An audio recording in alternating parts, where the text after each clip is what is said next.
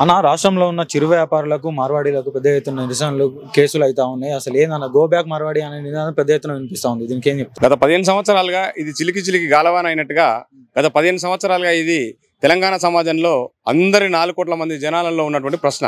ఇప్పుడు ఈ తెరమీనికి రావడానికి మెయిన్ కారణం ఏంటంటే మోండా మార్కెట్లో జరిగినటువంటి దళితుల మీద దాడి చేయడమే దీనికి ముఖ్య కారణం. దళితుల మీద దాడి చేసిన తర్వాత తెలంగాణ సమాజం మొత్తం మేల్కొన్నది. ఆ మేల్కొలుపులో భాగంగానే మేము పాట రాసి పాడడం జరిగింది. అంటే మొన్నటి దాకా ఏం జరిగిందంటే ఇడ్లీ సాంబార్ గో బ్యాక్ అనేది ఉండే, ఇప్పుడు పానీపూరి గో బ్యాక్ అనేది వాదన వినిపిస్తా ఉంది. అంటే ఏందన్న ఎవడో ఒకటి వచ్చి మన తెలంగాణ మీద పెత్తనం చూపించడమే అంటారా? ఖచ్చితంగా. ఇప్పుడు ఇంతకుముందు ఆంధ్ర వాళ్ళు ఇక్కడ పెత్తనం చూపించినప్పుడు ఖచ్చితంగా ఈ తెలంగాణ అస్తిత్వాన్ని కోల్పోతున్నాం అని చెప్పేసి తెలంగాణ ప్రజలు మొత్తం ఏకమయ్యి 1200 మంది బలిదానం చేసి ఇక్కడ తెలంగాణను ఏర్పాటు చేసుకున్నాం. తెలంగాణ ప్రభుత్వం టీఆర్ఎస్ ప్రభుత్వం పోయింది, కాంగ్రెస్ ప్రభుత్వం వచ్చింది. అయినప్పటికీ ఎస్సీ ఎస్సీ బీసీ మైనార్టీ కులాలలో కానీ జాతులలో కానీ అసలు 4 కోట్ల మంది తెలంగాణ ప్రజలలో ఇప్పటికీ ఎవరు బతుకులు బాగుపడలేదు. కాబట్టి ఖచ్చితంగా ఎవడో ఎక్కడికెళ్ళో బతకనీకి వచ్చి ఇక్కడ మా మీద ఆధిపత్యం చెలాయించి మమ్మల్ని అజమాయిషి చేసి మా మీద దాడులు చేస్తామంటే ఊరుకోనికి ఇక్కడ సిద్ధంగా లేము.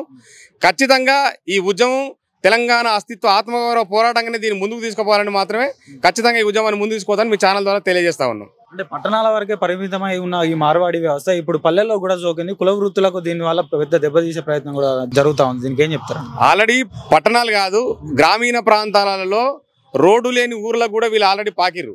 గ్రామీణ ప్రాంతాల్లో కోమటి కొట్లు ఉన్నప్పుడు, లేకుంటే విశ్వకర్మలు ఉన్నప్పుడు, స్వర్ణకారులు ఉన్నప్పుడు కుల వృత్తులు మొత్తం ధ్వంసం అయిపోయిన తర్వాత చిన్న చిన్న కొట్లు పెట్టి బతుకుతున్నటువంటి కోమటోళ్ళు కూడా ఈరోజు ఊరిడ్స్ పెట్టి పట్టణం వలస వచ్చే పరిస్థితి ఈరోజు కనిపిస్తూ ఉంది. వీళ్ళు పోయి ఇక్కడికెళ్ళో వచ్చేసి వీళ్ళు పోయి ఊర్లలో పాగా వేసి వాళ్ళ మీద ఆధిపత్యం చెలాయించి దోనెంబర్ మాల్ తీసుకొని వచ్చి చైనాకెళ్ళి మొత్తం వీళ్ళు సరుకులు తీసుకొని వచ్చి వాళ్ళకు ఒక రేటు, సామాన్య జనాలకు ఒక రేటు ఇస్తూ ఇక్కడ ప్రజల్ని తప్పుదో పట్టిస్తూ ఇక్కడ అవినీతి చేస్తూ అవినీతి దందాలు చేస్తూ వీళ్ళకి ఒత్తాసుగా వలుకుతున్నటువంటి బీజేపీ పార్టీ కావచ్చు, లేదంటే వీళ్ళకి ఒత్తాసుగా ఉన్నటువంటి ఇలా కేంద్ర ప్రభుత్వం కావచ్చు, వీళ్ళందరూ ఇక్కడ తెలంగాణ గాలి పీల్చుకుంటూ తెలంగాణ నీళ్లు తాగుకుంటూ తెలంగాణ అస్తిత్వాన్ని, తెలంగాణ సాంప్రదాయాన్ని, తెలంగాణ సంస్కృతిని కూడా విధ్వంసం చేస్తే ఇక్కడ ఊరుకోవడానికి సిద్ధంగా లేం. కాబట్టి ఖచ్చితంగా ఇది ఒక పోరాటంగానే మేము స్వీకరిస్తా ఉన్నాం. మార్వాడి వ్యక్తి మాట్లాడుతూ మేము తెలంగాణలో కష్టపడి పైకి వచ్చి నిలదొక్కున్నాం, తెలంగాణలో మీరు కూడా కష్టపడండి, పైకి రండి, ఎవరొద్దుంటున్నారు అన్న మాటలు మాట్లాడుతూ ఉన్నారు. దీనికి ఏం చెప్తారు? ఇక్కడ ఖచ్చితంగా భారత రాజ్యాంగం ప్రకారం ఆర్టికల్ 19(e) ప్రకారం భారతదేశంలో ఏ పౌరుడైనా ఎవడైనా ఎక్కడైనా బతికే స్వేచ్ఛ భారత రాజ్యాంగం కల్పించింది. కాదనడానికి మీ వివరం కాదు. ఇక్కడ ఎవడు బతికినా సరే తెలంగాణకు చట్టాలు ఉన్నాయి. భారత రాజ్యాంగ ప్రకారం చట్టానికి లోబడి మాత్రం ఈ దేశంలో ఈ రాష్ట్రంలో పెట్టుబడులు పెట్టుకోవాలి. ఇక్కడ పెట్టుబడులు పెట్టుకున్నా కానీ 75% ప్రైవేట్ రంగంలో ఇక్కడ స్థానికులకే ఉద్యోగాలు కల్పించాలని భారత రాజ్యాంగం చెప్తున్నది. 95% ప్రభుత్వ రంగంలో కూడా ఇక్కడ ఉద్యోగాలు కల్పించాలని చెప్తున్నది. కానీ ఇలా వాళ్ళు పెట్టుకున్నటువంటి కంపెనీలలో కావచ్చు, వాళ్ళు పెట్టుకున్నటువంటి షాపులలో కావచ్చు 100% వాళ్ళనే పెట్టుకొని ఇక్కడ తెలంగాణ యువతకు ఉపాధి లేకుండా చేస్తూ ఉన్నారు. ఇక్కడ మా కల్చర్ని విధ్వంసం చేస్తూ ఉన్నారు. మా బతుకమ్మను, మా బోనాలను, ఇవన్నీ మా కల్చర్ మొత్తం విధ్వంసం చేసి మాకు సంబంధం లేని ఇలా పెళ్లిల సీజన్లో కూడా ఇంటింటికి హల్దీ ఫంక్షన్ల పేరు మీద కూడా మా ఇళ్లలోకి చొరబడి ఈ కల్చర్ను కూడా మాకు అలవాటు చేసేసి మా సంస్కృతిని విధ్వంసం చేస్తున్నారు. కాబట్టి ఖచ్చితంగా దీని మీద యుద్ధమే ప్రకటిస్తున్నాం అని చెప్పి తెలియజేస్తా ఉన్నాం. బీసీ రిజర్వేషన్లను పక్కదారి పట్టించేందుకు ఈ వివాదాన్ని పెద్ద ఎత్తున ముందుకు తీసుకొస్తా ఉన్నారని చెప్పేసి కొన్ని పార్టీలు మాట్లాడుతూ ఉన్నాయన్న, దీనికి ఏం చెప్తారు? ఇది అబద్ధం మాట. బీసీ ఉద్యమం అది వేరు, గో బ్యాక్ మార్వాడి ఉద్యమం ఇది వేరు. ఏ ఉద్యమం ఆ రీతిలోనే ఉద్యమం కొనసాగుతూ ఉంటది. ఇది బీసీ ఉద్యమానికి దీనికి ఎటువంటి సంబంధం లేదు. గో బ్యాక్ మార్వాడి కాదు, గో బ్యాక్ మార్వాడి వ్యాపారం గో బ్యాక్ అంటున్నాం. అంటే నకిలీ వస్తువులు అమ్మొద్దు తెలంగాణలో. మన స్వచ్ఛమైన తెలంగాణకి స్వచ్ఛమైన వస్తువు ఉండాలి, అది తెలంగాణ వాడ అమ్మి ఉండాలి. మన వ్యాపారాలు ముందు నుంచి ఎలాగైతే ఉన్నాయో మన వాళ్ళు అమ్మాలని మా డిమాండ్ అంతే. ఇంకోటి, రాష్ట్ర ప్రభుత్వం తెలంగాణ గవర్నమెంట్ కొందరు యువకుల్ని ప్రోత్సహించడానికి వాళ్ళకు సబ్సిడీ లోన్స్ ఇవ్వాలి. కొన్ని లోన్స్ ఇస్తేనే యువత ఉపయోగపడుతుంది. జాబ్ రాని వ్యక్తులు ఎవరైతే ఉన్నారో వాళ్ళు వ్యాపారం చేయడానికి సిద్ధంగా ఉన్నారు కదా, అందుకోసమే మేము అడుగుతున్నాం. అంటే తెలంగాణ సంపదను దోచుకోవడానికి వాళ్ళు రాలేదు, అంటే తెలంగాణ జీడిపిని పెంచుతా ఉన్నారని చెప్పేసి బీజేపీలు మాట్లాడుతూ ఉన్నారు. వాళ్ళు తెలంగాణ జీడిపిని పెంచితే ఎంత ట్యాక్స్ కట్టారో గవర్నమెంట్ చూపించమని చెప్పండి. ఇప్పుడు ప్రభుత్వమే దివాలా తీసిందని ముఖ్యమంత్రి గారు అడుగుతున్నారు. ముఖ్యమంత్రి గారు అడుగుతున్నారంటే మాటలు కాదు కదా. ముఖ్యమంత్రి గారికి దీనిపైన అవగాహన తెచ్చుకొని ఎస్ఓడి పోలీసులతో మార్వాడీల పైన దాడి చేయడం ఎప్పుడైతే స్టార్ట్ అవుతుందో తెలంగాణ సంపద మన చేతుల్లో ఉంటది. తెలంగాణ యువకులకు బాగుపడతారు. ఇక్కడ మార్వాడీలు చేసేదంతా ఉల్టా సీదా దందలు, 2 నంబర్ దందాలు. అది వద్దు. స్వచ్ఛమైన వ్యాపారం చేస్తే వాళ్ళు ఇక్కడ ఉండొచ్చు. మార్వాడి వ్యాపారం మాత్రమే గో బ్యాక్, అంతే తప్ప మన తెలంగాణ నుంచి వాళ్ళని పంపించడానికి మనకు రైట్స్ లేవు. హిందువులను విభజించే కుట్ర జరుగుతుందని చెప్పేసి మాట్లాడుతూ ఉన్నారు అన్నది. ఇక్కడ ఉన్నటువంటి ఊర్లలో ఉన్నటువంటి వ్యక్తులందరూ హిందువులే. ఇక్కడ ఎవరు మిగతా వాళ్ళు వచ్చి ఎవడు ఇక్కడ వ్యాపారం, పాకిస్తాన్ నుంచో వేరే కంట్రీ నుంచి వచ్చి ఎవడు వ్యాపారం చేస్తలేడు. కుల వృత్తులన్నీ ఎవరు చేస్తారు? హిందువులే చేస్తారు కదా. ఇప్పుడు బ్రాహ్మణ్స్ ఉన్నారు, తర్వాత పంతులు పూజారి, తర్వాత రెండోది వడ్ల కమ్మర్ల వ్యవస్థ ఉంది, స్వర్ణకారుల వ్యవస్థ ఉంది. వీళ్ళందరూ హిందువులే కదా. చాకలోళ్ళు, మంగళోళ్ళు, కుమ్మర్లు, కమ్మర్లు వీళ్ళందరూ హిందువులే కదా. వేరే దేశం నుంచి వచ్చిన వాళ్ళు కదా. మన సంస్కృతి పాడైతుంది కాబట్టి మనం మార్వాడి వ్యవస్థ గోబ్యాక్ అంటున్నాం. అంటే ఈ మార్వాడి వ్యవస్థ ఏదైతే ఉందో ఇప్పుడు పల్లెలకు కూడా విస్తరించిన పరిస్థితి కనిపిస్తా ఉందన్న, దీనికి ఏం చెప్తారు మరి? పల్లెలకు ఉంది కాబట్టి మేము బైకాట్ చేస్తున్నాం. వాళ్ళ వస్తువులు బహిష్కరించేసి తెలంగాణ సాంప్రదాయాన్ని, మన వస్తువులు మనం కొనాలి, మన కోమట్ల షాపుల్లో మనం కొనాలి అని మా నినాదం ఎత్తుకొచ్చాం.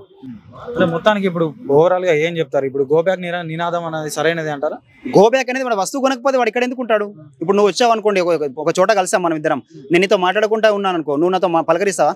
పలకరించావు కదా. ఇక్కడ మార్వాడి వస్తువులు ఎప్పుడైతే మనం బహిష్కరిస్తామో మార్వాడి వాడు ఇక్కడ ఎందుకు ఉంటాడు? ఆటోమేటిక్గా వాడు వెళ్ళిపోతాడు. గోబ్యాక్ చెప్పాల్సిన అవసరం లేదు. వాడు వ్యాపారం జరిగినప్పుడు ఇక్కడ ఎందుకు ఉంటాడు? మన సంపద పెంచుకోవడం కోసం మన యువత ముందుకు రావాలా, యువత కష్టపడి పనిచేయడానికి సిద్ధంగా ఉన్నారు. ప్రభుత్వం వాళ్ళకి సబ్సిడీ లోన్స్ ఇవ్వాలని అడుగుతున్నాం. ఒక ఏదైనా సంస్థ నుంచి కానీ ఏదైనా బ్యాంకు నుంచి కానీ లోన్స్ ఇప్పిస్తే యువత బాగుపడితే తెలంగాణ అభివృద్ధిలోకి వస్తుంది అనేది మా అభిప్రాయం. ఆల్ ఇండియా ఆర్యవైశ్య సంఘం ప్రేమ్ గాంధీ గారు ప్రెసిడెంట్ గారు మనతో ఉన్నారు, వారితో మాట్లాడే ప్రయత్నం చేద్దాం. అన్న నమస్తే అన్న. నమస్కారం. అసలు ఏందన్న ఇప్పుడు తెలంగాణలో ఎక్కడ చూసినా గో బ్యాక్ మార్వాడి అనే నినాదం పెద్ద ఎత్తున వినిపిస్తా ఉంది. దీనికి సంబంధించి మరి ఏం చెప్తా ఉన్నారు? మేమేమంటాం, గో బ్యాక్ అవసరం లేదు. వారి అస్తిత్వాన్ని కాపాడుకొని తెలంగాణ బిడ్డల్ని కూడా ఇచ్చేసేట్టు మాట్లాడేటువంటి పరిస్థితులు చాలు. మా వ్యాపారాన్ని దోచేసి ఇలా మా మీదనే దాడి చేసే పరిస్థితి సంస్కృతి మంచిది కాదు. దానికి అన్ని పార్టీలే కానీ సమాజం కానీ అందరూ కూడా ఆలోచించాల్సిన అవసరం ఉంది. ఇలా వందలాది సంవత్సరాల నుంచి కిరాణా వ్యాపారం, మా కులవృత్తి అయినటువంటి కిరాణా వ్యాపారం మారుమూల ప్రాంతానికి కూడా వచ్చి వాళ్ళు వ్యాపారాలు చేస్తూ ఉన్నారు. మేము ఆ వ్యాపారాలకు వాళ్ళకి ఎప్పుడు వాళ్ళని ఎప్పుడు మేము తప్పుపట్టలేదు. కానీ ఇలా మా మీదనే దాడి చేస్తే మాత్రం వదిలే ప్రసక్తి ఉండదు. ఖచ్చితంగా తిరిగి దాడి చేస్తాము. అవసరం ఉందనుకుంటే వాళ్ళకి సరైనటువంటి శాస్త్రి చెప్పడానికి పూర్తిగా సిద్ధంగా ఉన్నాం. ఎట్టి పరిస్థితుల్లో వ్యాపార కోణంలోనే చూడాల్సిన అవసరం ఉంది, కానీ మీరు ఆధిపత్యం చేసే పరిస్థితి అవసరం లేదు. అంటే ఎక్కడి నుంచో ఇతర రాష్ట్రాల నుంచి వచ్చి తెలంగాణలో పెత్తనం చేసి చెప్పేసి మాట్లాడుతూ ఉన్నారు. ఏం చెప్తారు? మేమేమంటున్నాం, దేశంలో ఎవరు ఎక్కడి నుంచైనా మన దగ్గర నుంచి కూడా, మన తెలంగాణ నుంచి కూడా పోయి ఇలా ముంబై నగరంలో మంచి పెద్ద ఎంటర్ప్రినర్లు, కంపెనీలు వారి స్థాయిలో ఉన్నారు. మేము దాంట్లో తప్పుపడతలేము.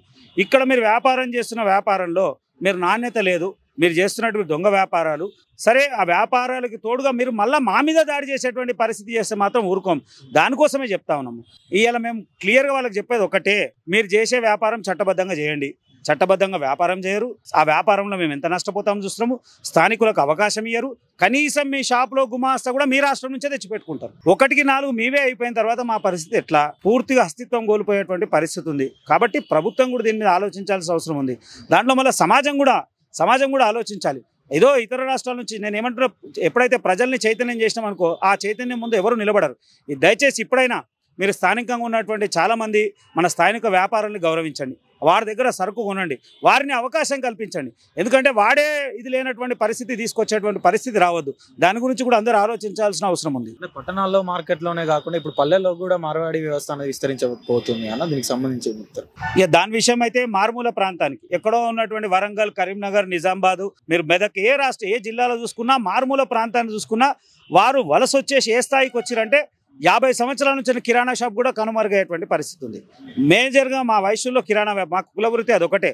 అంటే ఆ రోజులు ఉన్నటువంటి పరిస్థితి ఈరాల వరకు కూడా, అప్పుడు గుండు సూది నుంచి ఏది కావాలన్నా, కనీసం మీకు సున్నం కావాలన్నా, పెయింట్ కావాలన్నా, హార్డ్వేర్ షాప్ అంటే షావుకార్ దుకాణమే, బట్టల షాప్ అంటే షావుకార్ దుకాణమే, నీకు ఏది కావాలన్నా షావుకార్ దగ్గర దొరికేటువంటి పరిస్థితి ఉండే. ఇలా వీళ్ళు వచ్చేసి ఏ స్థాయికి వచ్చిందంటే 50 ఏళ్ళు 60 ఏళ్ళు ఉన్నటువంటి ఫరము, ఆ దుకాణం కూడా మూసుకునే పరిస్థితి తీసుకొని వచ్చింది. దానికి గల కారణం ఏంటంటే వలస వచ్చి నాణ్యమైనటువంటి సరుకు తీసుకురావడము, తక్కువ ధరకు అమ్మడము, వాళ్ళు ఏదో రంగు నొల్పడము, అవన్నీ వచ్చి వలస వచ్చి ఏమైపోయింది, అక్కడి నుంచి కూడా పారిపోయే పరిస్థితి. వలస వచ్చి హైదరాబాద్ అటు నగరంలో వయసులు వచ్చి అసలు ఊహించినటువంటి పరిస్థితి అంటే వాచ్మెన్ చేస్తూ ఉన్నారు.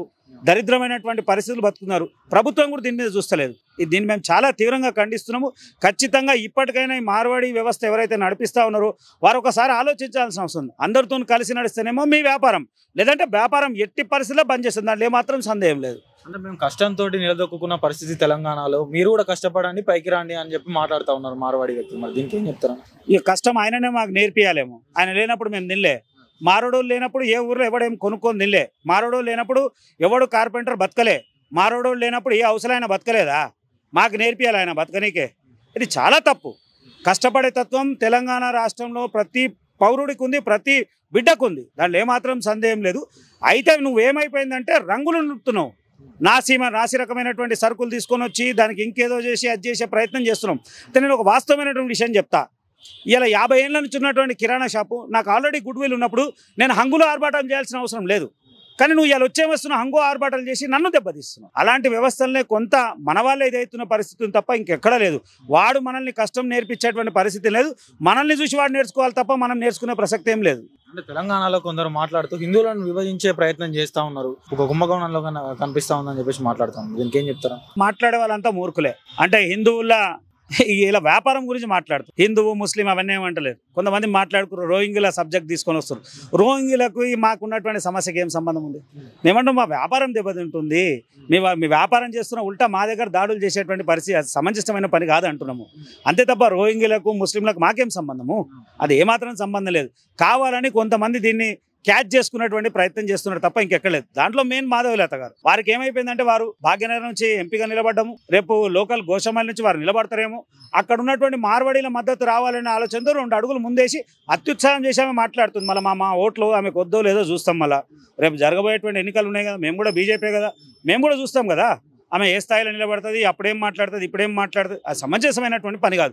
దీన్ని రాజకీయ రంగు నింపాల్సినటువంటి అవసరం లేదు. అంటే ఇప్పుడు బీజేపీ కోసం మాధవీలత గారు ఓన్లీ ఓట్ల కోసమే మార్వాడీల కోసం సపోర్ట్ చేస్తా ఉన్నారు అంటారు. ఇది మనకు క్లియర్ కనబడతా ఉంది కదా, అవసరం లేదు కదా. మేము ఎక్కడన్నా భారతీయ జనతా పార్టీ అఫీషియల్గా ప్రెస్ మీట్ పెట్టి మాట్లాడిందా? మాట్లాడలేదు కదా. ఈమె అత్యుత్సాహం చేసి మాట్లాడటం ఏమో అవసరం.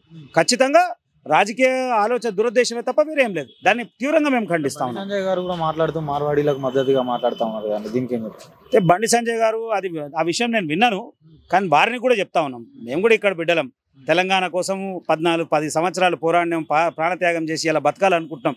బతికే టైంలో ఇలాంటివి వచ్చినప్పుడు మీరు మమ్మల్ని సపోర్ట్ చేయాల్సింది పోయి విభేదించాల్సిన అవసరం లేదు. చాలా సానుకూలమైనటువంటి సమస్య ఉంటుంది, చాలా సున్నితమైనటువంటి సమస్యని సున్నితంగా మాట్లాడాల్సిన అవసరం ఉంది. కాబట్టి వారు కూడా పునరాలోచించాల్సిన అవసరం ఉంది. మా వ్యాపారం కొనేదాకా వచ్చారు కనుక మాకు వాళ్ళ అస్థిరత వచ్చి మా భవిష్యత్తు ఏమిటి, మా వ్యాపారం ఉంటుందా లేదా అనేటువంటి యాంగ్జైటీ వచ్చింది మొత్తంగా. కనుక మొత్తం మార్వాడీలంతా ఎక్స్ప్లాయిటేషన్ కాదు, కానీ వ్యవస్థలోనే ఒక మార్పు వచ్చింది. ఆ మార్పుల్ని వీళ్ళు పెద్దవాళ్ళతో మనం పోటీ పడి వాళ్ళకున్న సంపద మన దగ్గర లేదు. చిన్న దుకాణాలని కొనేస్తే మాకు రేపు భవిష్యత్తు ఎట్లా? మమ్మల్ని ఎవరన్నా కాపాడాలి. రాజ్యం ప్రభుత్వం మాకు రక్షణ కల్పించడానికి ఏదైనా చట్టం తీసుకొచ్చి ఒక 5 లక్షల గ్రామ అంటే జనాభా ఉన్నటువంటి పట్టణాలలో బయటి కాకుండా మేమే వ్యాపారాలు చేసుకుంటామో ఆ వ్యాపారాలకు భద్రత కలిగించాలని వాళ్ళు అడుగుతున్నారు. దాంట్లో న్యాయం ఉంది. తెలంగాణ ప్రభుత్వం ఆ దిశగా ఆలోచించవలసిన అవసరం. అన్న, రాష్ట్రంలో ఉన్న స్థానికంగా ఉన్నటువంటి వ్యాపారులకు మార్వాడీలకు పెద్ద ఎత్తున అంటే గొడవలు కేసులు అవుతా ఉన్నాయి. అసలు గో బ్యాక్ మార్వాడి అనే నినాదం పెద్ద ఎత్తున వినిపిస్తా ఉంది అన్న, దీనికి ఏం చెప్తారన్న? ఈ దుర్గమాతను కూడా తీసుకొచ్చింది వాళ్ళ కల్చరే, ఇది కూడా మార్వాడి కల్చర్. ఇది తెలంగాణ కల్చర్ కాదు. తెలంగాణ కల్చర్ ఆ 9 రోజులు ఏం చేస్తారంటే బతుకమ్మతో ఆట పాటలతో బతుకమ్మతో చేసుకునే అంటే కల్చర్ను ధ్వంసం చేస్తున్నారు. ఇక్కడ నకిలీ వస్తువులను తెచ్చి అమ్మి మనకి ఇక్కడ పెట్టుబడిదారులు పెట్టి వాళ్ళు పెట్టుబడిదారులు పెట్టేసి మళ్ళీ మన మీదనే దౌర్జన్యాలు చూపిస్తున్నారు. కాబట్టి మార్వాడి కల్చర్ గోబ్యాక్, మార్వాడి సంస్కృతి గోబ్యాక్ అనే నినాదంతో ఈ ఉద్యమం ముందుకు వెళ్తుంది. మార్వాడి వ్యవస్థ అనేది ఇప్పుడు కాదు, గత కొన్ని సంవత్సరాలుగా వస్తున్నటువంటి వ్యవస్థ అది. మరి దానికి ఏం చెప్తారు? మార్వాడి వ్యవస్థ కొన్ని సంవత్సరాలు కాదు, ఫస్ట్ ఏమొచ్చారు, ఒక్కరిద్దరు వస్తారు. అసలు పల్లెటూర్లకు పైల్గాడి వెళ్ళి అంటే ఎడ్ల బండి వెళ్ళని ఊర్లలో కూడా చెతక్ మీద వచ్చేసి మెల్లగా పాగేస్తాడు. ఫస్ట్ అంచెలంచెలుగా పాగేసేసి పెద్ద పెద్ద బిజినెస్లు పెట్టుకుంటారు. వాళ్ళే ఆ బిజినెస్లలో ట్రాన్సాక్షన్స్ వాళ్ళే ఫోన్పే, గూగుల్ పే కానీ అలాంటి వాడు అన్ని క్యాష్ ట్రాన్సాక్షన్ చేస్తారు. జిఎస్టీ కట్టరు తెలంగాణలో.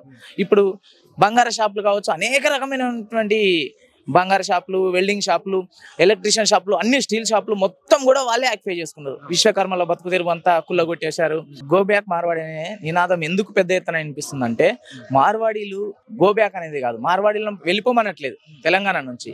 మార్వాడి కల్చర్ను, మార్వాడి దోపిడి వ్యవస్థను గో బ్యాక్ అంటున్నాం తప్ప మార్వాడీలు ఇక్కడ ఎవరు, ఈ భారతదేశంలో భారత రాజ్యాంగం కల్పించింది కాబట్టి ప్రజాస్వామ్య దేశం, ఎవరు ఎక్కడైనా స్వేచ్ఛగా బ్రతికే హక్కు కల్పించింది భారత రాజ్యాంగం. ఎవరు ఎక్కడైనా బ్రతకొచ్చు. కానీ మన సంస్కృతిని ధ్వంసం చేస్తూ మన ఇప్పుడు కోలాటం ఉండేది పల్లెలలో, ఆ కోలాటాన్ని తీసుకువచ్చి ఆ కోలాటాన్ని ఇప్పుడు వాళ్ళు తీసేసేసి వాళ్ళ దాండ్య సంస్కృతిని మొత్తం ప్రచారం చేస్తున్నారు. అట్లాగే హోలీ పండుగ వస్తుంటది. హోలీ పండుగ వచ్చినప్పుడు మనం మోదుగు పూలు తీసుకొచ్చుకొని కలర్ చేసుకొని కలుపుకునేది. ఇప్పుడు అన్ని వాళ్ళు కెమికల్తోనే కూడిన కలర్ని తీసుకొచ్చి అంటే ఇట్లాగా ఎన్నో ఇంకా ఎగ్జాంపుల్ గా ఈ రెండే కాబట్టి ఇంకా ఎన్నో మన కల్చర్ను ధ్వంసం చేస్తున్నారు. మన బోనాలను, మన బతుకమ్మను, ఇట్లాగే మన కోమటోలు. ఇప్పుడు ఊర్లలో పట్టి కోమటోలు అందరితోని మంచి ఆప్యాయతగా మామ, నాన్న, బాబాయ్ అన్ని ఆ ప్రేమానురాగాలతో ఉండేవాళ్ళు. మనం ఏదైనా లేకపోయినా కూడా మనకు ఉద్ధరించేటోళ్ళు ఊళ్ళో. ఇప్పుడు అలా కోమటోల వ్యవస్థనంతా కుల్లగొట్టారు. వాళ్ళు పెద్ద సాహుకారాలు లాగా ఉండేది ఊర్లలో పట్టి. మనకు పెళ్లిళ్ళైనా ఏమైనా మనకు ఇంతో అంత సాయం చేస్తుండే వాళ్ళు. ఇప్పుడు అదంతా పోయేసి వీళ్ళు అక్కడ వ్యాపారాలు పెట్టి కోమటోళ్ళు పొట్ట మీద కొట్టడం. అంటే ఇప్పుడు తెలంగాణ ఆంధ్రను మనం ఎందుకు విడిపోవాల్సి వచ్చింది అంటే తెలంగాణ ఉద్యమంలో కూడా ఆంధ్ర వాళ్ళ పెత్తందారి వ్యవస్థ, ఆంధ్ర వాళ్ళ పెట్టుబడిదారులు ఎక్కువైపోయారు కాబట్టి తెలంగాణ నుంచి ఆంధ్ర పెట్టుబడిదారి వ్యవస్థను మనం మన రాష్ట్రాన్ని మనం విడిపించుకున్నాం. ఎందుకు? మన రాష్ట్రం మనకు వస్తే నీళ్లు, నిధులు, నియామకాలు, మన ఉద్యోగ అవకాశాలు, మన అవకాశాలలో మనం మెప్పుగా మనం ఎదగడానికి మనకు ఆస్కారం ఉంటుంది కాబట్టి తెలంగాణ నుంచి ఆంధ్ర విడిపోవాల్సి వచ్చింది. అట్లాగే ఇప్పుడు మళ్ళీ అట్లాగే మార్వాడీల్లో ఇక్కడ పెత్తనం చూపిస్తానంటే ఇంకా మన రాష్ట్రం సిద్ధించుకొని ఏం ఫలం? అంటే ఒకప్పుడు పట్టణాల వరకే పరిమితమై ఉన్న ఈ మార్వాడి వ్యవస్థ ఇప్పుడు మెల్లమెల్లగా పల్లెల్లో కూడా వాకింది. సో కుల వృత్తులను కూడా దెబ్బతీసే విధంగా ఈ మార్వాడి వ్యవస్థ తయారైందన్న ఇంకేం చెప్తారా? కుల వృత్తులను దెబ్బతీస్తుంది కాబట్టి ఈ వ్యవస్థ వద్దు మాకు. ఎందుకంటే మా కులం ఇప్పుడు విశ్వకర్మలు ఉంటారు, కమ్మరి, అవసలోళ్ళు, వీళ్ళంతా వాళ్ళ పనులు వాళ్ళ చేతి వృత్తులకు కరువైపోయింది. వీళ్ళే పెట్టుబడిదారులు పెట్టున్నారు. ఎందుకంటే మెల్లగా వచ్చేసి ఇక్కడ సంపాదించుకొని బాగా మళ్ళీ అది గుజరాత్ లో పెట్టుబడి పెడతారు, ఇక్కడ సంపాదించుకోవాలి. అదే పెట్టుబడి ఇక్కడనే పెట్టేస్తే ఇంకా బాగుంటది కదా. ఇప్పుడు వాళ్ళు చేసే దందాలల్లో ఎవరికి కూడా మనలకు ఉద్యోగ అవకాశాలు కల్పించారు తెలంగాణ ప్రజలకు. వాళ్ళని తెచ్చుకొని ఇక్కడ పెట్టుకుంటారు. అందుకోసమే మార్వాడి కల్చర్, మార్వాడి బిజినెస్ దందాను, మార్వాడి దోమార్ దందాన్ని ఇక్కడ బంద్ చేయాలనేది మార్వాడి గోబ్యాక్ అనే నినాదం ఎత్తుకోవడం జరిగింది.